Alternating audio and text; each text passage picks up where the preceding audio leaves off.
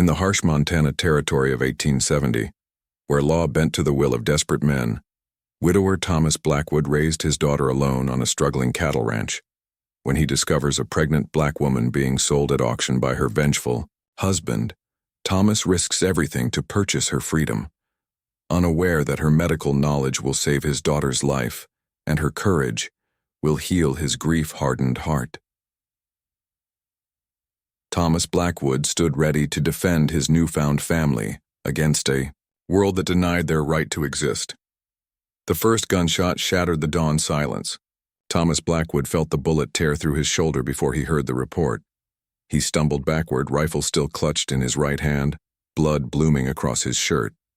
"That's my property you're harboring, rancher," the well-dressed Southerner called from 50 yards away. "My wife and my child." Thomas steadied himself, pain searing through his body. "No man owns another on my land." Behind him, Mercy pressed herself against the cabin wall, hands protectively covering her swollen belly, her eyes showing no fear, only calculation. The Southerner nodded to his men. They spread out, weapons raised. Thomas raised his rifle one-handed. The world tilted, his knees buckled. Blood pooled beneath him as Mercy dragged him toward the cabin door, her strength surprising him even now. The armed men approached, until a rifle shot from the cabin window sent them scrambling for cover. "Pa!" Emma's voice called from inside. As consciousness slipped away, Thomas saw Mercy grab his fallen rifle. She positioned herself between him and the men, willing to die protecting a man she barely knew. 4 months earlier, Thomas had ridden into town with his daughter Emma for monthly supplies. The 10-year-old's persistent cough worried him. It echoed her mother's before tuberculosis took her 3 years prior. "Need any news with those beans, Blackwood?" the storekeeper asked, wrapping parcels in brown paper. Thomas shook his head. "Towns, got visitors, slave auction happening by the old mill. Illegal this far north, but nobody's stopping it." Thomas dismissed it as not his business. His cattle needed tending. Winter approached. Emma tugged his sleeve. Ma would have helped. Her words struck him like a physical blow. The auction crowd gathered around a makeshift platform. Men with hard eyes and whiskey breath jostled for position. Thomas stood at the back, Emma's small hand in his. A woman stood on the platform, pregnant, back straight despite the ropes around her wrists. Her face revealed nothing, but her eyes burned with quiet dignity. "Quality house girl," the auctioneer announced. "Reads better than most of you, cooks, sews, comes with a child she's carrying." A well-dressed man in a gray suit stepped forward. Clayton Williams, his plantation accent carried across the crowd. "That's my wife who stole herself away. Those bidding are buying stolen property." The bidding turned ugly. Men called out lewd suggestions. Thomas felt Emma's hand tighten in his. 200, he called out suddenly. The crowd turned. 400, Thomas continued, when another man bid against him. Williams watched him with cold amusement. 800. Thomas named his entire season's cattle earnings. No one countered. Williams approached after the auction concluded. "You'll regret involving yourself in a man's personal affairs." Thomas ignored him, helping the woman into his wagon beside Emma. The ride home stretched 20 miles through rugged country. Silence hung between them. "What's your name?" Emma finally asked the woman. "Mercy," she answered, voice unexpectedly cultured. "You're going to have a baby," Emma observed. Mercy's hand rested on her belly. "Yes." Thomas cleared his throat. "You're free to leave once you're strong enough, but welcome to stay until after the baby comes." That night, Thomas found Mercy reading by candlelight in the small storage room he'd given her. "You can read," he said. She closed the book carefully. "Clayton's first wife taught me before she died." "Get some rest," he said, uncomfortable with what this revelation meant. 3 weeks later, Emma's cough worsened during a fierce storm. Her small body burned with fever.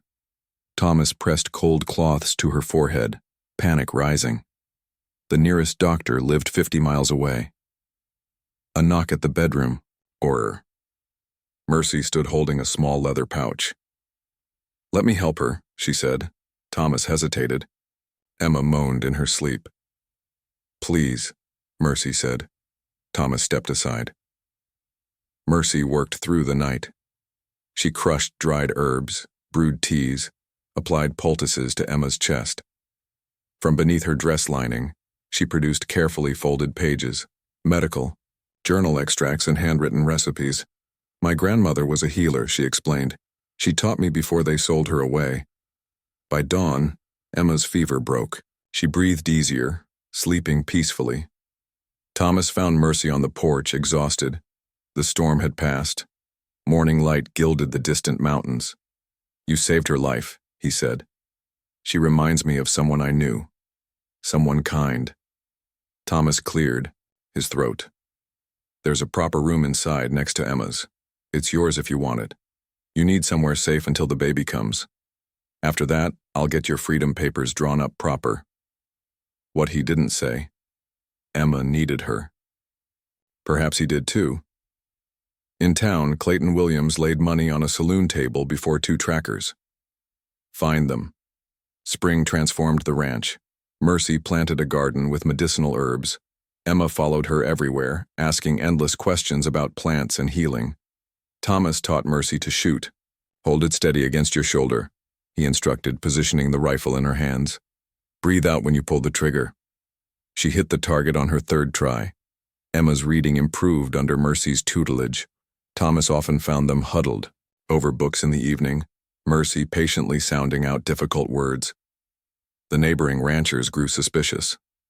During a cattle drive meetup, heard you took in a colored woman, Harlan Jenkins said, eyes narrowed over his coffee cup. She saved my daughter when no doctor would come, Thomas replied. Folks are talking, Jenkins continued. Some say she's more than just your daughter's nurse. Thomas set his cup down carefully. Those folks should mind their business. Later, as other men slept, Jenkins approached Thomas on watch. Meant no disrespect, Jenkins said quietly. But others might cause trouble. Railroad man was asking questions in town, Jenkins continued. Southern accent, well-dressed. Thomas rode home troubled. Clayton was getting closer. Mercy stood in the dooryard hanging laundry when he returned. The wind caught a white sheet, billowing it like a sail. For a moment she wrestled with it, then mastered it with efficient movements. I heard, she said before he could speak. At the general store, the railroad man asking questions, describing me. Thomas dismounted. Jenkins told me I should leave. Take Hope north. Her hands never stopped working, pinning the sheet to the line. This is your home now, too, he answered. That evening, as Emma helped Mercy prepare dinner, she accidentally called her Ma. The word fell into silence. No one moved. No one corrected her. Thomas studied his plate. Mercy's eyes shimmered briefly before she turned back to the stove. Some words once spoken couldn't be unsaid. They lived in the air between people, changing everything. Summer stretched golden across the land. Thomas added a room to the cabin for Hope, who grew stronger daily. Mercy expanded her garden, drying herbs for winter remedies. Emma learned to help with the cattle, small but fearless on her pony. The ranch prospered under their combined efforts. A tentative peace settled over their improvised family. The first thunderstorm of late summer brought it all crashing down. Lightning split the sky as Mercy clutched her side, face contorted. Her water had broken hours earlier. The baby was coming weeks early. Thomas sent Emma to heat water and gather clean linens, her face pale with worry. Tell me what to do, Thomas said, kneeling beside Mercy's bed. Through waves of pain, Mercy guided him. Her knowledge never faltered despite her suffering. Thomas followed her instructions with trembling hands, in awe of her strength. The head is coming, she gasped. Support it gently. Thomas obeyed, watching in wonder as new life emerged in his rough hands. The tiny girl arrived with a powerful cry. He placed her on Mercy's chest. Hope, Mercy whispered, naming her daughter. Later, as the storm still raged outside, Mercy's eyes grew distant. Pain and exhaustion stripped away her careful reserve. "There's something you should know about Clayton," she said. Thomas listened, as truth poured out like blood from a wound. Clayton's first wife hadn't died of illness, as everyone believed. Clayton had murdered her after discovering she taught Mercy to read. Mercy had witnessed it, hidden behind a parlor curtain. "When I learned I carried his child, I knew he would kill me too once the baby was born. No witnesses to his cruelty." Thomas absorbed this revelation in silence. He understood now with terrible clarity. This wasn't just about freedom. It was about survival. 2 weeks passed. Hope thrived despite her early arrival. Mercy recovered quickly, resuming her duties with the baby secured to her chest in a sling. The sheriff arrived on a hot afternoon, dust coating his horse and clothes. He removed his hat at the door, twisting the brim in his hands. "Clayton Williams filed papers, claims you kidnapped his property." Thomas stiffened. "She's not property." "I know that," the sheriff said. "But men are coming with legal authority to seize her and the child. 3 days, maybe 4, before they arrive." As the sheriff mounted to leave, he pressed a folded paper into Thomas's hand. "Underground Railroad route to Canada. My brother-in-law runs a station in Dakota Territory. God be with you." That night, Thomas studied the map by lamplight. Escape meant abandoning the ranch, his wife's grave, everything he'd built.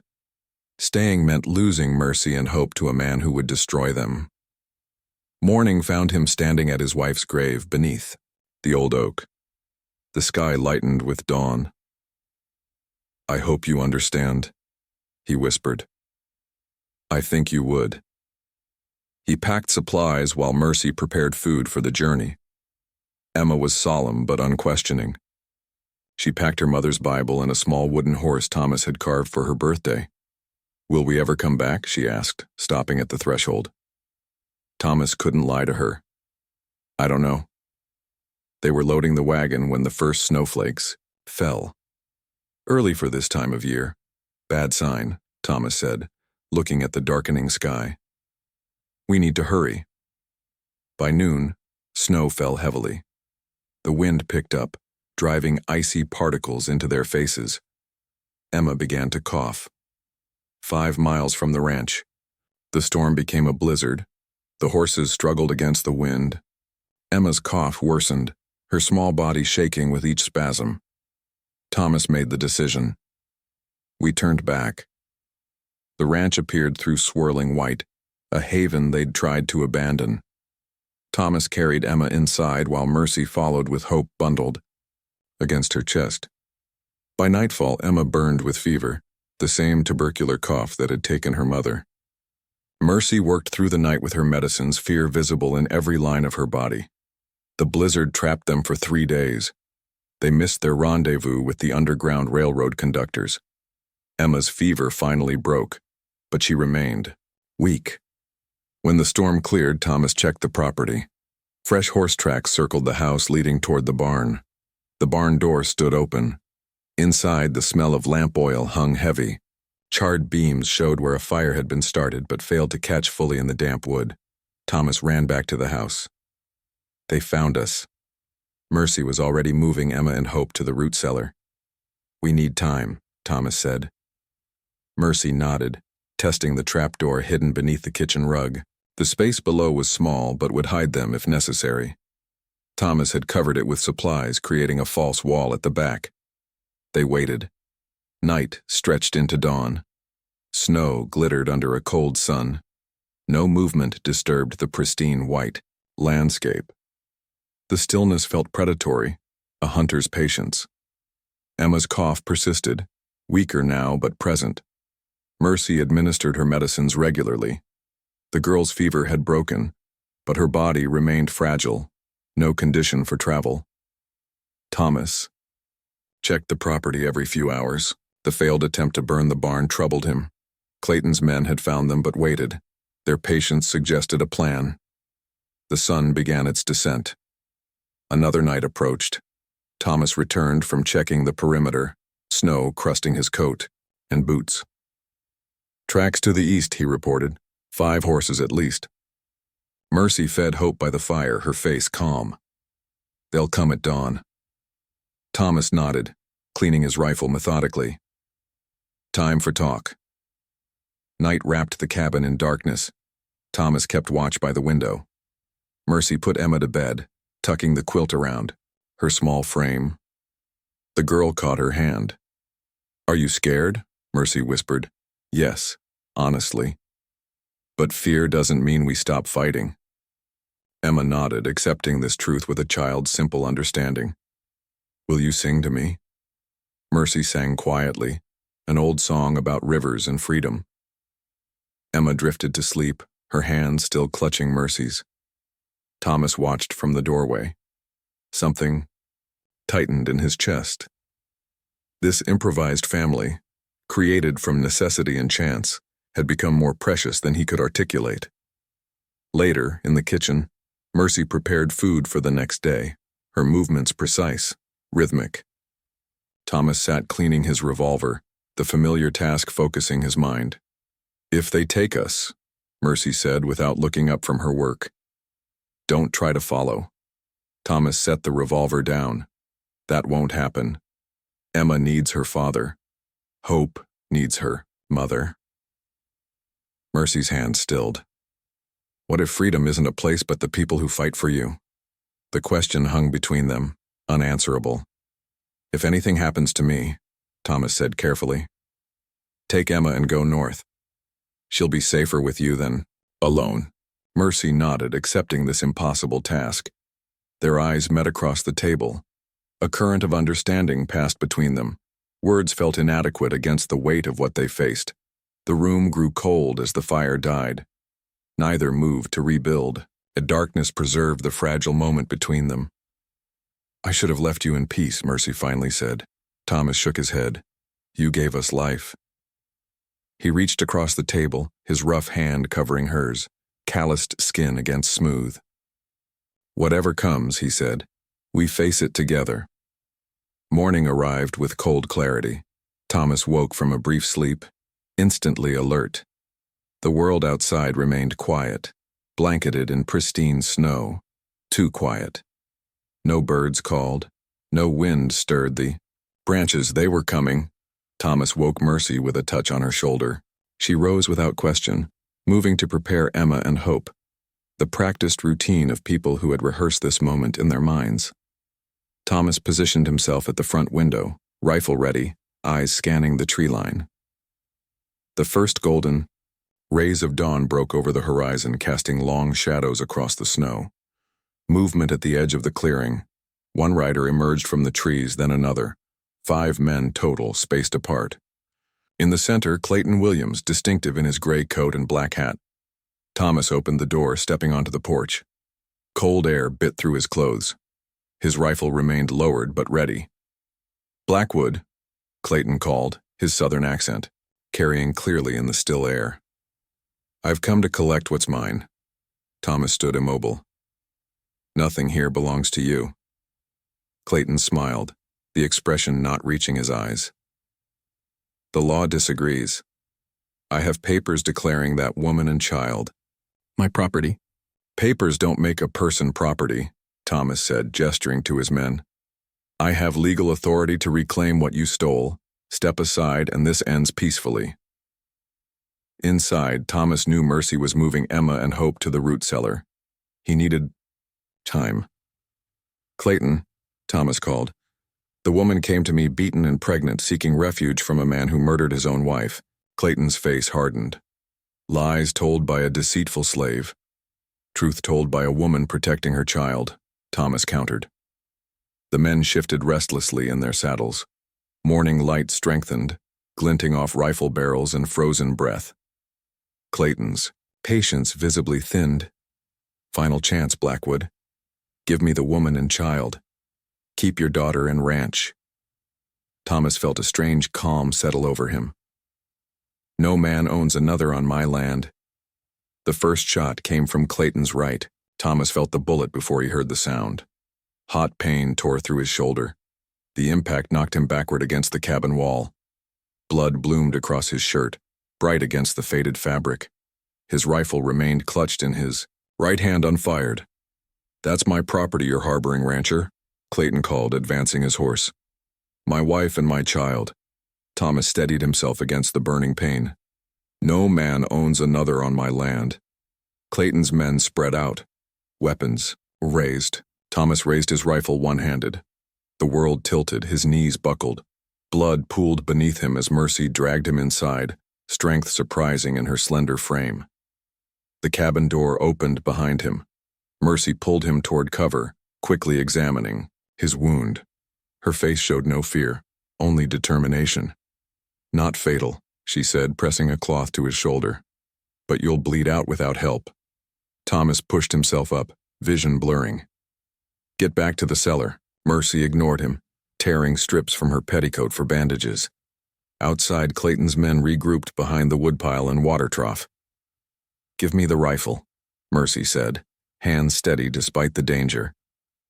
Thomas hesitated. She met his gaze, unwavering. I won't let them take hope. He handed her the weapon. She checked the chamber with practiced ease, then moved to the window. The transformation struck him, from healer to warrior in an instant. A shot splintered the window frame. Mercy ducked, then rose to return fire. Her aim was true, a cry from outside confirmed it. They're coming around back, she warned. Thomas forced himself to his feet, using the wall for support. Pain radiated from his shoulder, hot and insistent. He retrieved his revolver from the table, the sound of breaking glass from the bedroom. Emma screamed. Thomas staggered toward the sound, revolver raised.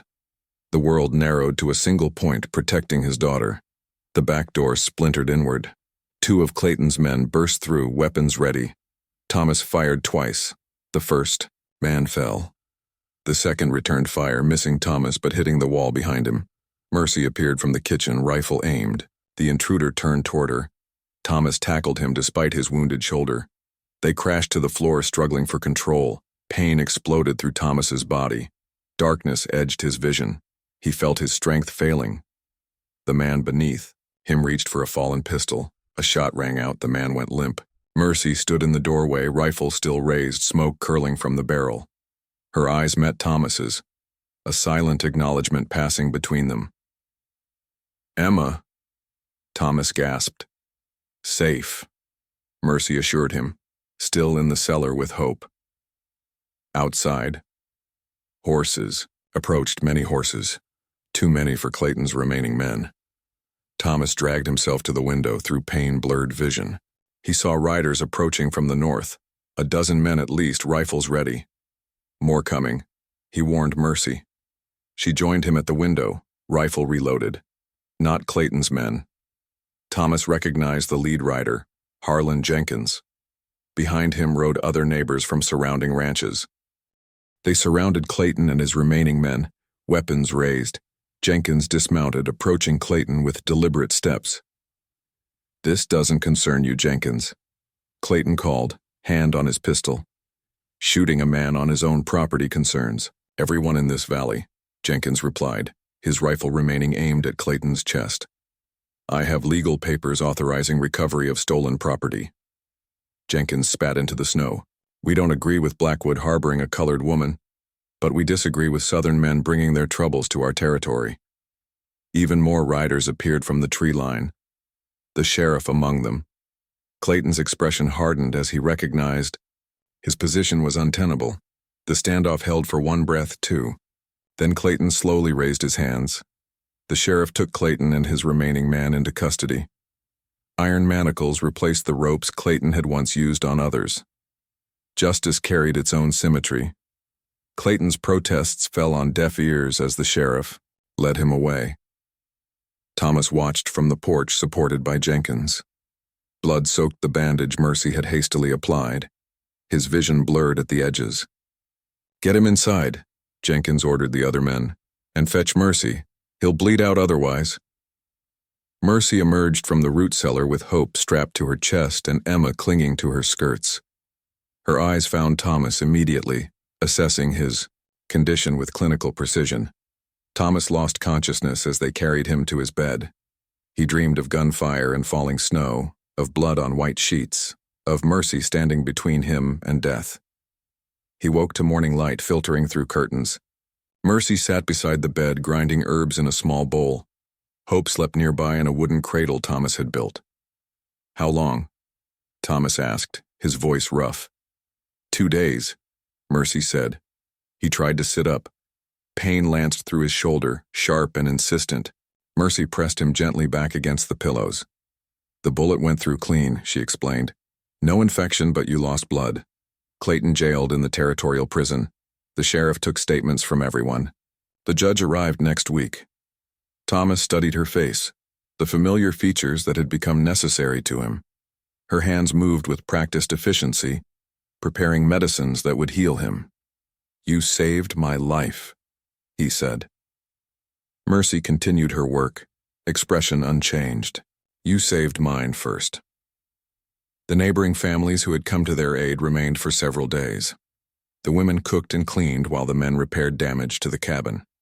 Jenkins organized a rotation for guard duty until Clayton's trial, though no one expected further trouble. Emma appointed herself Mercy's assistant, carrying bandages and medicines to her father's bedside. She watched with solemn attention as Mercy changed dressings and mixed herbal remedies. "Will Pa get well?" she asked when they were alone. "Yes," Mercy answered without hesitation. "Your father is strong." Emma nodded, accepting this truth. "Like you." Thomas recovered slowly. February gave way to March. Snow melted from the fields, revealing tender green shoots beneath. New life emerged from frozen ground. The territorial judge arrived as promised, setting up court in the town's small church. The community gathered to witness justice. Thomas attended despite his weakened state, Mercy supporting him as they entered. The proceedings began with the sheriff presenting evidence. Clayton's papers declaring ownership of Mercy were examined, then set aside. "In this territory, such documents hold no legal weight," the judge said. Thomas testified about the attack on his property. Neighbors confirmed his account. Mercy sat straight-backed in the front row, Hope sleeping in her arms, and Emma pressed against her side. When called to testify, Mercy handed Hope to Emma and walked forward with quiet dignity. The courtroom fell silent as she spoke clearly, her cultured voice surprising those who hadn't known her. She described Clayton's murder of his first wife, the abuse she had endured, her escape north while pregnant, her medical training from her grandmother and Clayton's first wife. The judge listened without interruption, his weathered face revealing nothing. When Mercy finished, he asked only one question. "Can you read and write, Mrs. Williams?" "My name is Mercy," she corrected gently. "And yes, sir. I can read medical journals, mix medicines, keep accounts, and write correspondence." The judge nodded, something like respect crossing his features. He called for a recess before his ruling. Outside the church, Thomas found Mercy standing alone, gazing across the awakening spring landscape. "You were remarkable in there," he said. She shook her head. "Just truthful." When court resumed, the judge delivered his verdict. Clayton was sentenced to prison for attempted murder and violating territorial laws. His claims of ownership were dismissed entirely. The judge called Mercy forward once more. He presented her with official papers declaring her legally free, her daughter likewise. "By the authority of this territorial court," he pronounced, "I declare you a free woman with all rights thereof." The community witnessed her receiving the document, holding it with reverent hands. Thomas watched with pride and something deeper that he couldn't yet name. Spring advanced across the land. The ranch flourished under their combined efforts. Thomas regained his strength, though the wound left a puckered scar across his shoulder. With her freedom secured, Mercy faced new decisions. Thomas found her one evening on the porch, watching the sunset paint the distant mountains gold. "I've been thinking," he began awkwardly. "For protection, for Emma and Hope both, perhaps we should consider a marriage of convenience." Mercy studied him, her expression unreadable. "Is that what you want, convenience?" Thomas faltered. "I just meant legally. It would protect you both if anything happened to me." Mercy's answer was lost to distance, but Emma saw it in the way her father's shoulders straightened, in how Mercy leaned forward to press her forehead against his. Emma took Hope's small hand in hers. "Come on," she whispered. "Let's go welcome our mother home." And that is all to the story for now. Please let me know where you are tuning in from. Perhaps we will create a story there. Consider liking this video and subscribing to our channel. It helps motivate me to write each story. See you tomorrow.